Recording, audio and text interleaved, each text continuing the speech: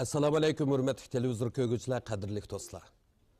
Madaniyat millatning jini, davlatning taraqqiyot istiqboli, millatning rivoj tepishidagi qudratli kuch. Biz bugun suhbat ustilimizdan o'rin olgan bir qism mutaxassis, tadqiqotchi va adiblar bilan bir yerga jam bo'lib, madaniyat obrazi millatning kimligidir degan temada maxsus suhbat qurishni loyiq topdik. Men oldi bilan bugungi suhbatimiz taklif qilingan to'rdagi aziz mehmonlarni tanishtirib o'tay. Şinjan San'at İnstitutu'nun sabık müdiri, Profesör Edip Emin Ahmedi.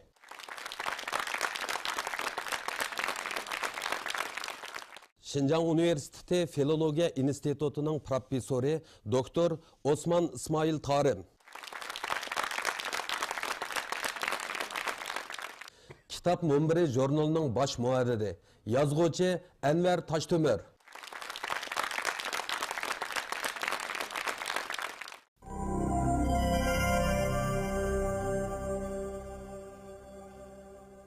Medeniyet obrazı şu milletin ictimai obrazını ve siyasi obrazını aks ettirip berdi.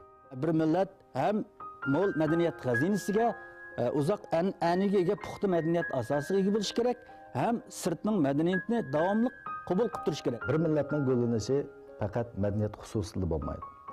Unadan xalq beradigan orqunish omillari mavjud. Eminka yaqında şu Tarim jurnalini nashriyotda o'tkazgan zamonaviy madaniyat nodir asarlar orqali ishlarni ilg'orlikqa yetaklayli degan temadagi maxsus suhbatda siz madaniyat obrazi millatning kimligidir degan biz bir ko'z qarashini cho'rib o'zingizning qarashlarini o'tirib qo'yibsiz. Endi siz mush fursat deb baqsangiz, shu madaniyat obrazi degan zoti qanday hukm? U qanday mazmunlarni o'z ichiga oldi? Medeniyet obrazı adette şu milletin an'anaviy madaniyatidagi vatanparvarlik obrazı, insonparvarlik obrazı, uyushqoqlik obrazı, jafoga chidaydigan obraz ve o'zining örf odati orqali, ko'z qarashlari orqali shu rayonga va boshqa millatlarga ta'sir ko'rsatadigan, shundaqla o'zining mavjudligini boshdan oyoq izchil saqlab qola oladigan shundaq bir ma'naviy qiyofat. Bu ma'naviy qiyofatninki tutishadigan taraflari nihoyat zo'r. Medeniyet obrazı şu milletin ictimai obrazını ve siyasi obrazını aks ettirip berdi. Hazır kadar dünyada özünü davamlaştırıp kelgen ve nurgulluğun milletlerinin katarından orun alalıgan, mevcut bulup kelgen milletlerinin hemmisi aldı bilen özünün medeniyetlik obrazını saklap kalan milletler buldu. Devletinin medeniyet obrazı buldu. Milletinin medeniyet obrazı buldu. Milletinin medeniyet obrazı şu millet azalarından ve onun uyuşturgan ailelerden tatip devamlaştı. Bir adamın özünün şahsen medeniyet obrazı buldu. Bir ailenin mi medeniyet obrazı buldu. Doğru. Biz alaylık nurgun milletlerinin ki millet bulup şekillenişi de tili buluş gerek, iktisadi gevdisi buluş gerek, coğrafiyalik ornu buluş gerek. Şundakla onun psikik micazı buluş gerek ve bunun ifadelendiğin medeniyet obrazı buluş gerek dedi. Lekin biz bunda qaraydigan bo'lsak, tilimi bo'lmagan, mustaqil iqtisodiy gavdalarimiz shakllanmagan yoki jo'grafiyalik o'rnimi aniq bo'lmagan, ammo hozirgacha mavjud bo'lib kelgan nurg'un millatlarni uchirtimiz. Bular o'zining tilimi shakllanmagan, jo'grafiyalik o'rnimi aniq bo'lmagan, hatto iqtisodiy uncha rivojlanmagan ahvol ostida hozirgacha millat bo'lib kelishdagi muhim bir sabab ularning madaniyatda alohida bir obrazi bor. Bu medeniyet obrazı yalnız o biz adet deb kelayotgan kiyim-kechak, yemek, içmek yoki boshqa jihatlarda emas, eng avval ruhiy jihatda ifodalandi. Navbatda biz Uyg'ur millatini oladigan bo'lsak, u o'zining an'anaviy madaniyatini, o'zining uyushqoqligini, o'zining vatanparvarligini, o'zining insonparvarligini, mehribonligini, o'zining ma'naviy madaniyatini va an'anaviy madaniyatini davomli yangilab, mukammallashtirib borganligidan bu millet hozirgacha taraqqiy qilib keldi. Mushu xil madaniyat bizning mush millatimizning kimligi bo'la oladi. Endi Eminka şu suhbat yig'inida bir negizlik masalani o'tirib qo'yib ekansiz. Agar kishilarning moddiy iste'molida masala ko'rilsa, ularning huquq manfaatini qo'g'daydigan iste'molchilar jamiyati bor. Ammo kishilarning ma'naviy qiyofatidagi iste'molidagi masala daxil taruzga uchrasa biz sukut qilib turibmizmi degan bir dadil qarashni o'tirib qo'yib ekansiz. Demak, bu sog'lom bo'lgan ma'naviy jihatdagi qiyofatimizni o'stirishga tegishli bo'lgan ma'naviy iste'molimizni yetildirishda nimalarga ko'proq murojaat qilishimiz kerak? Odatda madaniyat ikki tarafdan shakllanadi endi. Biri moddiy madaniyat, biri ma'naviy madaniyat. Endi har qanday ijtimoiy jamiyatda mushu ikki madaniyatning davomlashishiga kepillik qiladigan, ya'ni bir tuzilma madaniyati bor. Tuzilma madaniyati degan mushu ikki madaniyatning sog'lom rivojlanishiga kapolatlik qiladigan bir ijtimoiy tuzum. Endi mushkullarda moddiy iste'molda chatoq chiqsa, biror odamning yoki bir necha odamning jiniga zamin bo'lishi mumkin. Agar ma'naviy iste'molda chatoq chiqsa, o chaqda bu mening qarashimcha millatning ro'yiga zamin bo'ldi. Chunki moddiy iste'mol yakka turmush shakli. Ma'naviy iste'mol shu yakka holatdan eshib ketgan chaqda butun millatning iste'moliga aylanib qolsa, bu ma'naviy madaniyat iste'molida chiqqan chatoq butun millatning hayot mamotiga munosabatli bo'ldi. Buni oldi bilan biz mushu millatning ma'naviy madaniyatni qandaq iste'mol qilgan tarixini bilib beqishimizga to'g'ri keldi. Moddiy madaniyat bilan birlikda ma'naviy madaniyatni iste'mol qilganda bizning ajdodlarimiz qandaq iste'mol qilgan, biz hozir yana nimani iste'mol qilyapmiz degan masala haqida qattiq o'ylashimiz to'g'ri keldi. Biz madaniyatni tanlab iste'mol qilishda chekinyapmizmi yoki olg'a ketib boramizmi degan masala to'g'risida hozirmi yani o'ylashga to'g'ri keldi. Shuna ma'naviy madaniyat iste'moli masalasida agar mushu jihatga diqqat qilmay ko'ringan narsani madaniyat deb iste'mol qilsak, moda madaniyat tariqasida iste'mol qilsak, allaqachon tarixning chaqasida yanchilgan va boshqa davlatlardami tushib qolgan narsalarni biz qaytadan axlat tagandek yig'ib ekilib, madaniyat iste'moli deb iste'mol qilib uchimizga olsak yoki shiralarimizga chiqarib uning ta'min etib yeb kelsak, bu ahvol bizniki ma'naviy madaniyatni iste'mol qilishda tuyuq yo'lga kirib qolganligimizni isbotlab turdi. Osmon muallim, endi bizning millatimizmi tarixdan buyon izchil holda ilg'or ideya, ilg'or ko'z qarashlar bilan qurollanib kelgan. Mushkil ma'naviy qiyofat bilan davlatimizning ichidagi yoki chet eldagi madaniyat javharlarini qabul qilgan ilg'or ideyalar bilan uchrashgan. Bu shaxta qurollanish bir millatni ilgari suramdi qandoq? Shundoq. Bir milliy madaniyatning taraqqiyoti ikki xil asosga tayanadi. Biri, shu millatda puxta madaniyat asosi bo'lishi kerak. Ikkinchisi, sirtning ilg'or madaniyatini davomli qabul qilib turish kerak. Agar ma'lum bir millatning bunda mo'l madaniyat g'azinasi puxta asos bo'lgan taqdirdami, agar bu sirtning madaniyatini, bo'libmi sirtning boshqa millatning ilg'or madaniyatlarini davomli qabul qilib turmasa, bu orqali g'idiqlanib turmasa, bu orqali energiya hosil qilib turmasa, undaqda bu madaniyat vaqtning o'tishi bilan biqsib ketadi. Oxiri halok bo'ladi. Har ikki xil ahvoldagi natija o'xshash. Shunga bir millat ham mo'l madaniyat g'azinasiga uzoq an'anaga ega puxta madaniyat asosiga ega bo'lish kerak, ham sirtning madaniyatini davomli qabul qilib turish kerak. Uyg'ur madaniyat tarixi shuni isbotlaydiki, Uyg'urlar qachon boshqa sirtning ilg'or madaniyatini qabul qilib, uni o'zining narsasiga aylantirib, mushundaq taraqqiy qilsa, shu vaqtda Uyg'urlar qudrat topgan, madaniyati uzluksiz gullangan. Qaysi vaqtda bekinimchilik qilsa, sirtning madaniyati chetga qaqsa va qabul qilmasa, undaqda Uyg'ur madaniyati izda to'xtab qolgan, hatto keyniga chekingan, halokat ko'zlangan. Ham bugungi davrda aqliy iqtidorlik uskunalar bizning turmushimizning hamma sohasiga bosib kiryapti. Bundaq ahvol ostida bizning tafakkurimiz, bizning turmush usulimiz, bizning xizmat emgaklarimiz nihoyat cho'ng, g'oyat zo'r ta'sirga uchrayapti. Bundaq ahvol ostida boshqa millatning ilg'or madaniyatini qabul qilish texmi cho'ng ahamiyatga ega hodisa bo'lib qoldi. Agar bugungi kunda bir millat boshqa dunyodagi ilg'or madaniyatni har kuni, har soat, har minutda qabul qilib turmasa, uni o'zlashtirib turmasa, uni o'rganib turmasa, undaqda tez suratda bu millat shalinib ketadi. Endi Anvar apandim, Uyg'ur madaniyati tarixda bir qancha qitim gullab yashnagan, saltanat surgan. bizni söyündögen. Demek muş jarayonda nem bo'lgan desa, birisi ilg'or ideyalar bilan, ilg'or madaniyat javharlari bilan uchrashgan. Yana birisi an'anaviy madaniyatni saqlab qolgan. Mush xil ikki xil yo'l tutqachqa, demak, o'zininki madaniyat obrazi orqali putrab tura olgan. Mushu gapga sizning ko'z qarashingiz qanday? Bir millatning gullanishi faqat madaniyat xususida bo'lmaydi. Ulardan xalq keladigan orqa ko'rinish omillari mavjud.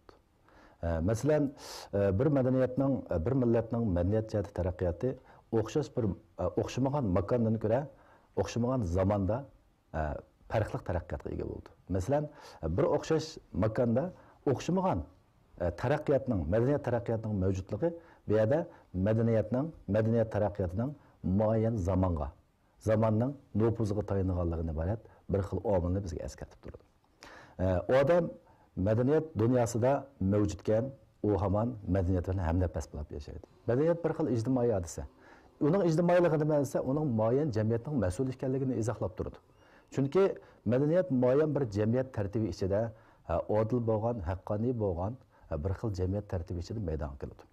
Demak, madaniyatning taraqqiyoti maydonga kelishi, mayli varislik bo'lsin, mayli qabul qilish bo'lsin, yoki gulnish bo'lsin, u chuqur muayyan ijtimoiy sharoitni oldingi shart va kafolat qiladi.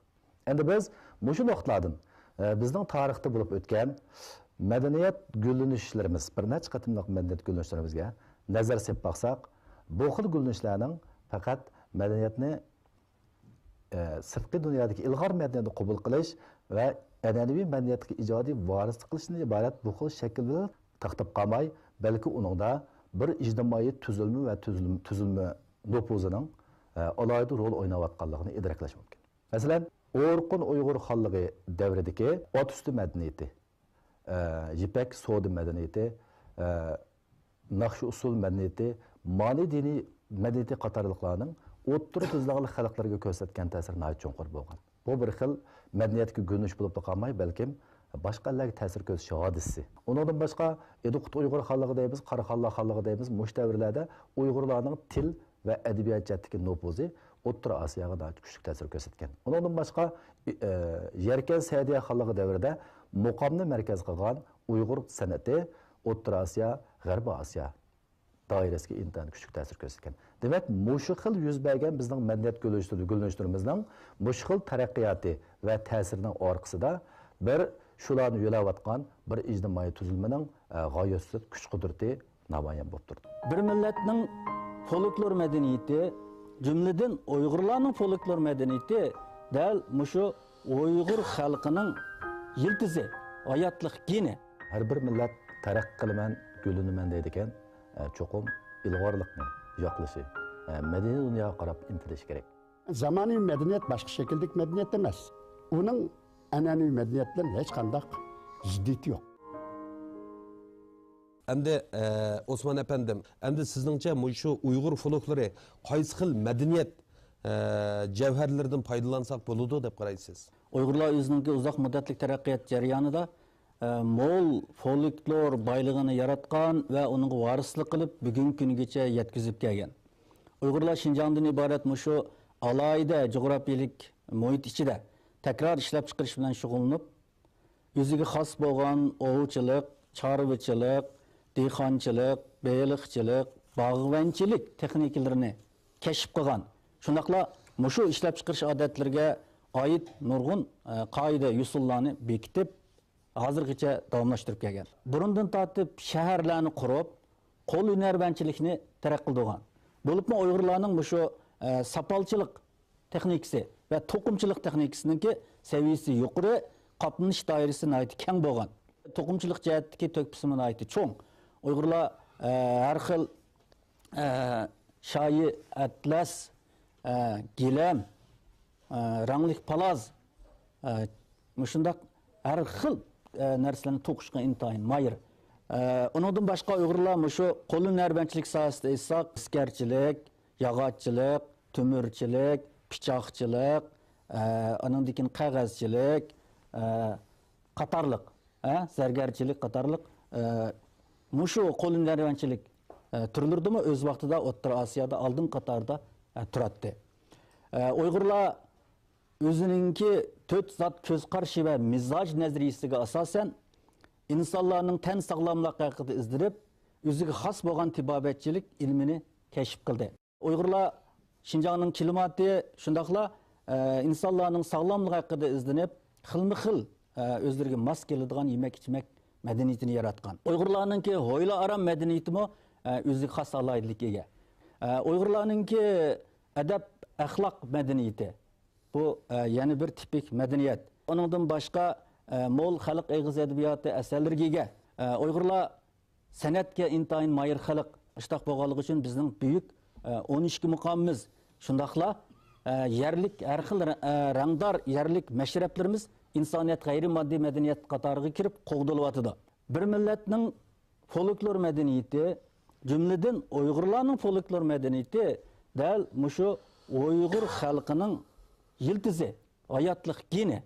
Shunga hammamizning Uyg'urlarning folklor madaniyatini qo'g'dash, uni taraqqiy qildirish majburiyatimiz bor. Endi Anvar efendim, milletimizдің taraqqiyotini yükseldirish, zamonaviy madaniyatni texnik ishlarga singdirish qatorliq jihatlarda adiblar jonpidalik bilan o'z asarlarida qanday ideyani, qanday yeng ko'z qarashlarni o'tirib tashlash kerak deb qaraysiz? Madaniyat raqobati intayin keskin bo'layotgan, har bir madaniyat o'zining o'zligini olg'a surayotgan, insoniyat madaniyatining o'rtaq taraqqiyoti tezlashayotgan mushtaq bir sharoitda har bir millat taraqqiy qilaman, gulinaman deydi ekan, cho'qim ilg'orlikni yoqlashi, madaniy dunyoga qarab intilish kerak.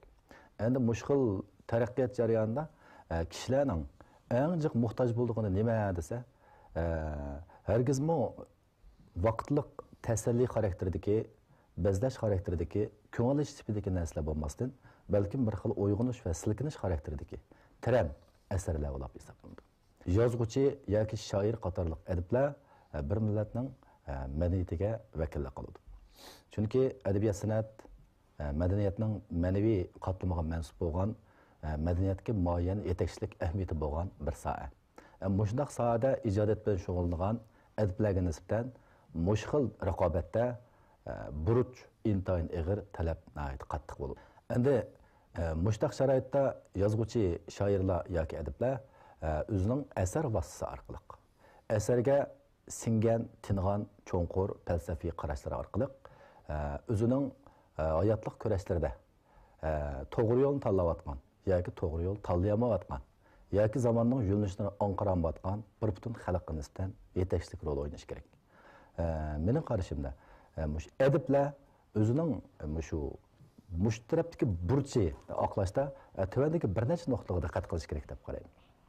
Birinchisi, oldi bilan adib sifatidagi har qanday bir milliy madaniyatning vakili bo'lgan odam oldi bilan o'zini bilim, tafakkur jihatda va ideya o'ng jihatda tovlash kerak. Har bir adib o'zining mushkil milliy burchida oldi bilan o'zining bilim qurilmasini kengaytirishi, tafakkurni quvvatlashi, o'zining ideya jihatda zamondan cho'qim halqib ketish kerak. Hozir bo'layotgan zamondan kelayotgan zamonga bo'lgan o'rliqni egallaydigan bir xil dit bo'lish kerak. İkinci noktadan eserlerde çoğum eserlerinin şekilde yenilik yaratish kerak. Çünkü şekilmo bir xil özgüçlük, bir xil güzellik, yenilik bulup okurmanlarni çoğum jalb qiladi. Muayyan bir yeni şekil, hatta yeni bir fikrini taqozo qilish kerak. Şekil bilan mazmunning organik birligida nayet güzel eserler chiqadi. Uningdagi yenilik orqali okurmanni xalaqamasini jalb qilish kerak. Yana bir nokta tema masalasi. Temada bir qadar zo'r bo'lgan, bir qadar zil bo'lgan temalarga dadil yuzlanib, uni milliy mavqedan emas, balkim dunyoviy mavqedan ishkirlab, qezib chiqadigan bir xil jur'at cho'qim bo'lishi kerak. Yana bir nuqta nima desa, til. Ya'ni milliy tilning ifodalash kuch-qudratidan, fasohatidan foydalanib, bir xil ma'no mumkinligini yaratish. Asarning tili, asarning jani. Uning ustiga til degan narsa bu bir madaniyatning eng yadroliq mazmunlaridan birisi. Til bir millatning hatta ba'zi vaqtlarda barliq madaniyat omillarining o'zida aks etib turadigan bir xil xazina deyishga bo'ladi. Shuning uchun yozuvchilar, avtorlar mushkil ona tilning, milliy tilning ifodalash sehri kuchidan foydalanib, cho'nqur ma'nolar mumkinligiga bo'sib kirgan vaqtda nurg'un o'qirmanlarni yangi narsalar bilan ta'minlaydi. Bundan boshqa mush asarlarning badiiyligi bilan falsafiyligini organik birlashtirish masalasi intayin muhim. Badiiylik bilan falsafilik organik birlashib mush xil mumkinlikda bir xil cho'nqurlikqa ega qilingan vaqtda o'qirmanlarda bir xil silkinish ularga yangi bir dunyoning ushurini yetkazish mumkinligi maydonga keladi. Endi yana undan boshqa bu shu tarjima yo'li bizning tarjima yo'llarimiz bilan chet ellarning ilg'or ellarning falsafa asarlarini zo'r turkumda tarjima qilib mushkul bilish va ko'tarilishimizdan bir xil o'qish sharoiti hazırlashimiz kerak. Undan boshqa bizning madaniyat an'anaviy madaniyat qatlamlarimizning har qaysi sohalari bo'yicha sistematik tadqiqotni cho'nqurlashtirib bizning bor bo'lgan texnik tadqiqot yüzü ko'rib boqmagan nurg'un madaniyat boyliqlarimiz bilan xalq ommasini uchirishni iborat bu xil sharoitni hazırlash kerak deb qarayman. Endi iminka o'zimizningki xalqimizningki mushu madaniyat obrazini saqlash, uningkin ilg'or zamonaviy madaniyatni qabul qilish va tarqitish etdi. Biz bundan keyin qanday ishlarni qilishimiz kerak? Mayli an'anaviy madaniyatni yangilash, taraqqiy qildirish bo'lsin, mayli uni zamonaviy madaniyat bilan birlashtirish bo'lsin, afzal bir ijtimoiy tuzum bo'lgandan boshqa har qaysi millatlar cho'qim o'zining madaniyati haqida qayta o'ylash kerak. An'anaviy madaniyat bizning butun madaniyat bütün hozir davomlashib kelayotgan madaniyatlarimizning javhiri. Amaliyotda an'anaviy madaniyat bizning ilg'or tajribalarimizning yig'indisi. Bizning bir xil harakat mezonimiz. Iqtisodning yer sharilishiga ergishib, madaniyatning yer sharilishi bizga yupurilib kirishga boshladi. Buning nisbatan ba'zilar o'zimizning an'anaviy madaniyatimizni chin qo'g'dash kerak deb bekinmachilik qilishga kirishdi. Bekinmachilik an'anaviy madaniyatni burxtum qilib o'ltirib qo'ydiki, herkes onun çıkış yolu vermeydi. Yani zamanı medeniyet başka şekildeki medeniyet demez.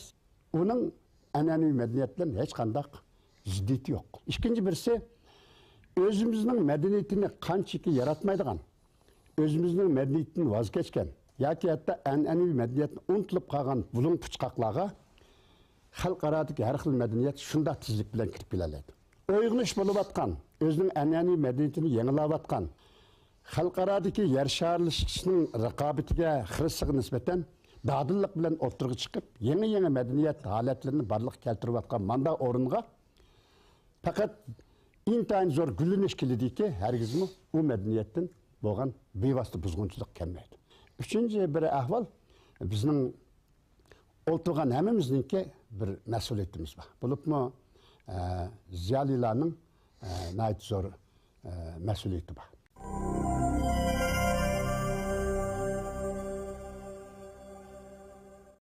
Zamonaviy bo'lishin oldi bilan an'anaga vosita qilish va uni mo'min qilish va uni xemiytirish qilish kerak. Chet ellarning ilg'or madaniyatini qabul qilgan taqdirda nimani chalib o'tish, nimani tanlash masalasi intayin prinsip narsa. Millatning kim ekanligini bilish uchun madaniyatimizning obrazini tikishimiz hem bildirish uchun madaniyat obrazimizni tikishimiz zarur.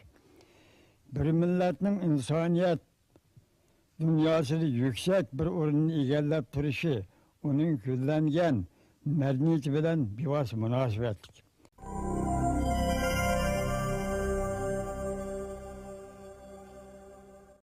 Endi Osman muallim, hozir madaniyatimizda nurg'un masalalarga duch kelyapmiz. Endi Uyg'ur madaniyati navbatda duch kelgan masalalarni qanday hal qilish, o'sha yoqda o'ylanish zarurmi qanday?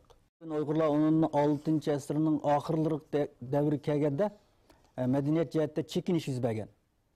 Mushundaq ahvol davomlashib 19 asrning oxiri 20 asrgacha davomlashib keldi.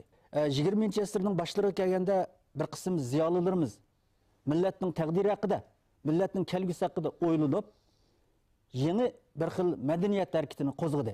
Birsi yangi ideyani tashviq qilish, uni targ'ib qilish kishilarga singdirishdan iborat. Bu jihatda buyuk olim Abduqodir Damulla azizininki to'kpis alaydi, zo'r bo'ldi. Ikkinchi bir masala shu vaqtda yangi fanniy ma'rif keng turda yo'l qo'yishga boshladi. Akuka Musaboyevlarga o'xshash kishilar o'tirg'i chiqib, Eksaqda tunji fanniy maktabni qurdi. 1934-yilga kelganda ikkinchi qatim otishda yangi ma'rif harakati qo'zg'aldi. Bu vaqtda Mamteli Tavfiq qatorliq kishilar o'tirg'i chiqib, ma'rifni otish noyisida butunlay umumlashtirdi. Üçüncü bir mesele şu vaqtdagi adabiyat harakati. Masalan, şu vaqtdagi Abduqodir Damullaning o'zimi shoir, Qutlug' Shavqi, Ahmad Ziyoyi, Turpandagi dağlıq şair Abdüxaliq Uyğur qatarlıqlar özlərinin əsərlərdə kişilərini ilim, mərifətə çağırdı, feodalıq zulmünü paş qıldı, kişilərini ilğarlıqqa yetekləp madı. Dəl mənim şu uyğunuş Yeni Cungu qurulğandan keyin texmi puxtalandı. Hazırki gündə biz bütün dünyadakı başqa millətlərə oxşaş zamani mədəniyyətə qədəm qoyub, zamani mədəniyyət mühit içində yaşap kelyapmiz. Biroq yaqinqi mezgil içində bəzi bir kişini əfsuslandırdıgan, yechindirdigan bəzi bir ideya, bəzi bir hadisa hareketlermi payda buluvatıdı. Yeni medeniyet hareketi payda bulup, hazırgıç bolğan 100 yıl davamlaştı. Bu 100 yıl içinde biz qo'lga keltirgan nurg'un natijalarni qaytadan o'ylanishga bizga zarur bo'lyapti. Men o'ylaymanki, biz 100 yillik natijani inkor qilolmaymiz. Biz endi keynimizga yansak bo'lmaydi. Agar Uyg'urning kelgusi taraqqiyotiga, gullanishga to'sqin bo'ladigan har qanday ideya, har qanday hadis bo'lsa, biz buni inkor qilamiz, buni to'sishimiz kerak. Endi Anvar efendim, endi biz ilg'or bo'lgan zamonaviy madaniyat bilan qo'rallanish ham kishilarni bir sog'lom bo'lgan jamiyatga yetaklashda qanday ishlarni qo'l tutib ishlashimiz kerak deb qaraysiz? Endi biz shu o'zimizning bundan keyingi milliy madaniyatni gullantirish, taraqqiyotning safida turish uchun tuvandagi bir necha nuqtalarga diqqat qilishimiz kerak. Birinchisi, davr melodiyasining mohiyati taraqqiyot ekanligini ongqirish va bu xil taraqqiyot bilan mavjudligimizning amaliy munosabatini to'g'ri dengsash lozim. Yana birisi, taraqqiyotni yetaklayotgan kuchning markaziga intilish ro'yi bo'lishi kerak. Ikkinchisi, taraqqiyot bilan o'zining munosabatida taraqqiyotning o'zimizga foydasi bo'lgan taraflarga jang e'lon qiladigan jur'at va uni odil tarafga buray oladigan, buning uchun qurbon beradigan bir xil ruh bo'lishi kerak. Yana bir masala, milliy madaniyatimizni qo'g'daydigan, u vaqtda qayta o'ylanadigan bir xil umumiy milliy ruh cho'qim hozirlangan bo'lishi kerak. Undan boshqa shu har qaysi sohalar bo'yicha, kishilarning har qaysi sohalar bo'yicha, kasblar bo'yicha bir xil kasblashish, ixtisoslashish qadam intildirish kerak.